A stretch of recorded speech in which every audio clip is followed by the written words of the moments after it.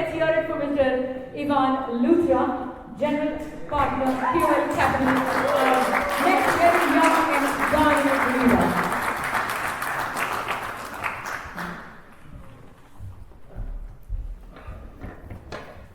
Thank you, everybody. Really appreciate your time and pleasure to be here today. Very, very happy to be here, and it's truly an honor to speak here today. It was thanks to Brand Vista Consulting for the invitation yesterday at House of Lords and today at Oxford University. Thank you for your time. I started building iPhone apps when I was 13 years of age, not because I was an entrepreneur, but because I couldn't stop taking things apart. At 16, I built the first unofficial app for IC Cricket World Cup 2011. It had millions of downloads. It was even #1 here in the UK, top 3 in India, Australia, wherever cricket is played, including Australia and a few other places. But then I got a legal threat from the ICC because I was using their logo without their permission. This moment taught me something early on in my life that I never forgot. Progress doesn't wait for permission. You can slow down technology with regulation, but you can never stop technical progress. You can always delay it with regulation and laws, but good technology will always win in the end. By 17, I sold my first company, moved to Silicon Valley, bought Bitcoin at under $300. Bitcoin was just starting back in 2014. Invested in over 800 companies in the technology space since then. AI, Web3, biotech, many others.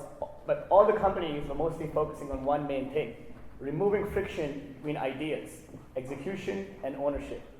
Because that's where exponential growth begins. Technology allows for exponential growth. Unlike a lot of the businesses you guys were talking about before, most businesses grow linearly 10, 20, 30, 40% a year. Technology grows exponentially. You have this J curve, because once you build an app or once you build a product once, 7 billion people can use it. If you want to build a bottle of plastic, you want to make a new bottle. You want to build clothing, you want to build food, you have to creating again and again. Versus you can make an app once and 7 billion people can use it tomorrow. I realized something really powerful because of this. The companies of future will be built with technology. They will not be built in towers. They will be built in bedrooms by people using AI, where one person building a company with having AI support and do all the other tasks. We don't go online anymore. We live online today. All the world is moving online as you think about it. Life is going digital in every way you know. Our identity, all digital now. What matters more to you? How you look like in real life or how you look like on Instagram? How do you meet people? You meet people on followers. You don't meet your neighbors anymore. There's more people who meet on Tinder and Reddit than they actually know their neighbors.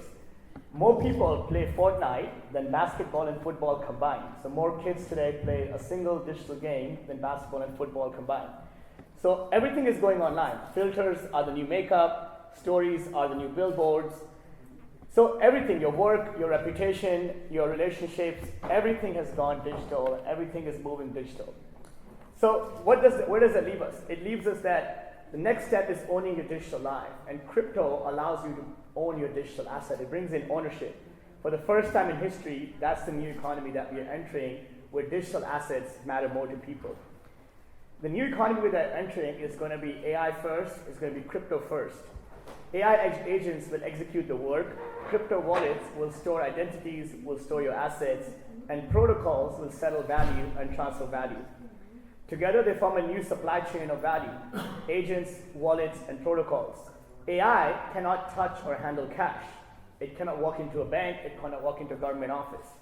But the systems of the future will live entirely digital. Everything will happen online. With AI, wallets, and DeFi, they together move at the speed of thought. You can think something, and AI is already executing it. Why does this matter? Why is it important? It matters because it compresses time and restores ownership. In the old world, creating value meant months. You had to go to factories, create a product, then you had to coordinate banks, platforms, governments, they're all coming together, each slowing you down, taking a cut for themselves. In the new world, an AI agent can do everything for you. You can instruct the AI agent, it can create invoices, it can create drafts, it can do everything for you. It can act on your intent. You can think about something and it will already do what you're thinking about. It can even get paid for you, it can record the ownership, and it all happens instantly without requiring much more than a thought. Value starts moving at the speed of light, and that's the next future. But this is also about trust. In the past, you had to trust institutions. You had to trust banks. You had to trust governments to get things going. Now, trust lives in a code.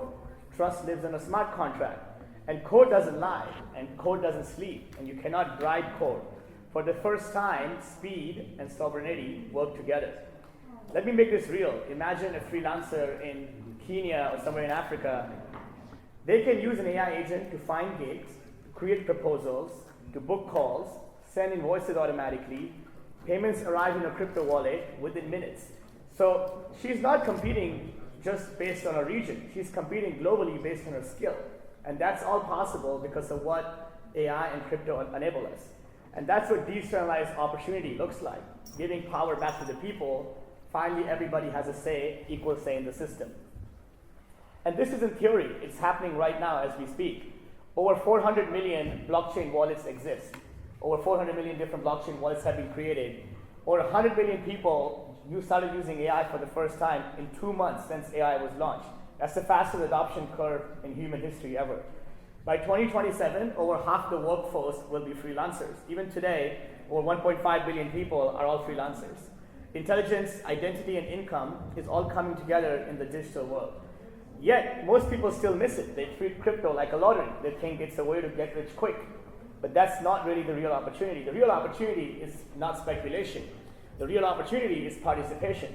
If you can code, you can design, you can write, or you can market, or you can add value in many different ways. If you can contribute to something you believe in, that's the best way to grow. Because here, in crypto and in Web3, you get rewarded for bringing value. Because the best way to earn here is to deserve that you earn it. Your reputation, once on chain, once it's on blockchain, it stays with you forever. You don't need to be technical. Every project needs storytellers. They need designers. They need community builders. They need legal minds. They need people who can give advice. You can start small, you can learn, you can volunteer, and then you can finally own. You can join a DAO, you can moderate a forum. Some of the best CEOs that I've met that have invested in the crypto space, they actually started as community moderators. They started helping other people join and get into crypto. They realized there's so much potential and so much opportunity, and they ended up starting some of the best companies in the crypto space. In crypto, your Twitter thread is actually much more powerful than your resume. If you have interesting thoughts to share and you talk about it, you will find people who relate to your thought. And one single Twitter thread has led to some of the biggest companies being funded. Write, speak, and build. And that's what Web3 is about. Why does decentralization matter? Because it's a digital form of a democracy. In decentralized system, power is distributed. Governance is not one person, and it's actually shared across many people. Decisions are transparent. Systems are more reliable. Web3 builds institutions where you don't need to put trust in individuals. The trust is in the system because the system itself is verifiable. And trust is moving from people and it's moving to code, and you cannot corrupt code. Now imagine what happens when you combine AI with blockchain and crypto. AI can make governments faster, cities smarter, and systems more fairer. It can prevent fraud, it can optimize energy usage, it can improve public safety, and you can pair that with the blockchain and you get smart cities that can basically run like an app and everything happens online. I serve as the Minister of IT in Liberland. Liberland is a new country that we are starting. It started 10 years ago next to Croatia and Serbia here in Europe. And the whole country runs on the blockchain. So every 3 months we have elections. I've stood for elections already 3 times. This is the 4th term that I'm serving. Every 3 months we have elections. People can go on an app and they can vote who they want to support and which minister they want in. And if you're not doing the right job, then you'll be voted out. And everything happens through the blockchain, and every vote, everything is recorded forever in time. So that's the real benefit. How do you stay relevant in a world driven by AI and crypto? You focus on what cannot be automated: creativity, curiosity, and collaboration. Then you can add the tech literacy, just enough to understand how to use these tools. Whatever your field is, art, science, business, politics, technology always multiplies your impact. It grows what you can do. It turns your imagination into execution at scale. The best founders don't build tech for its own sake. They solve real problems. And they start with the community and they start listening. And that's a very big differentiator when you think about businesses and how blockchain will change in the future for all the businesses. Right now, most businesses, they have 3 stakeholders involved. They have the user of the business, the manager of the business, and the owner of the business. Right now, all the 3 stakeholders want different things. The user wants the best product for the cheapest price. The owner wants to get the most money, and the manager wants to keep the user and the owner happy. When you bring a token into the system, you change the concept. If I ask right now, mostly what's the best car to buy? Somebody will say buy a Rolls Royce, somebody will say buy a Lamborghini. but you will probably pick one of these top cars out there. Tomorrow, if Toyota and Honda come out with a token, and you buy a Toyota token and you buy a Honda token, I ask you what's the best car to buy, you would probably say buy a Toyota, you would probably say buy a Honda, because you'd become a part owner and a part manager.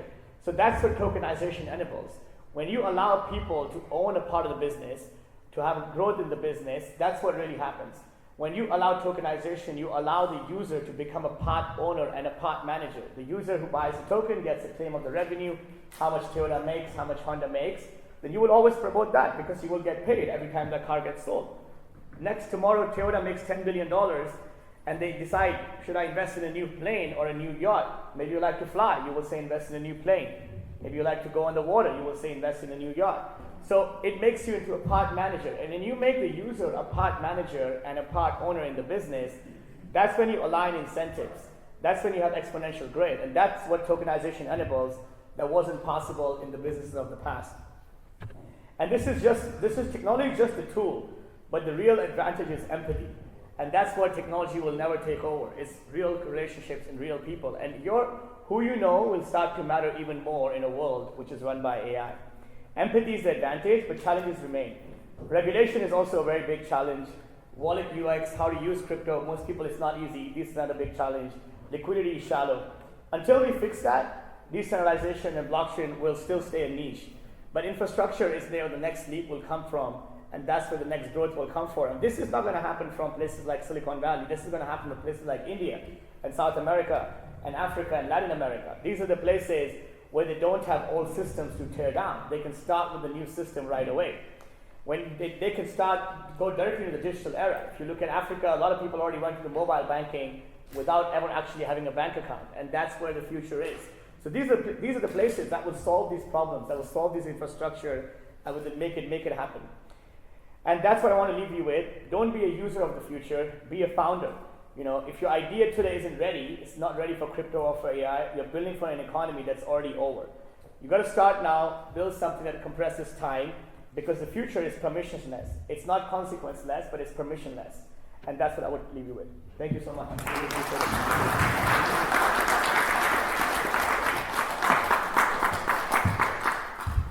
Thank you, Mr. Luthra, and request to kindly stay back. But we have Dr. Satya to please kindly step forward and do the honors. And Ivan, with the passion that you spoke about, I'm actually looking forward as the future of my investing into crypto. So thank you for really making me believe into it. So that's fantastic, ladies and gentlemen. Let's hear it. What a dynamic presentation that was.